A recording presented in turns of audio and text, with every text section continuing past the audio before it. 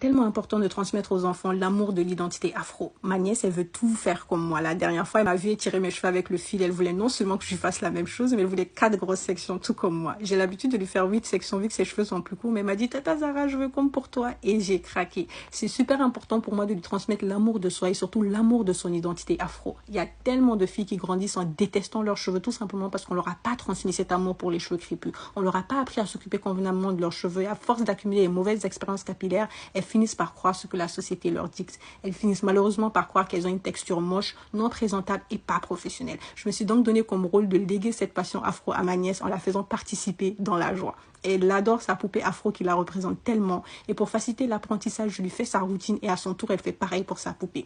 De cette manière, elle retient tout, sans pression et surtout en s'amusant. Elle connaît maintenant toutes les étapes de sa routine et malgré qu'on le pratique pour elle, elle sait et c'est ce qui me rend fière d'elle. Dans la vie, les diplômes sont bien, mais c'est la confiance en soi qui apporte le bonheur.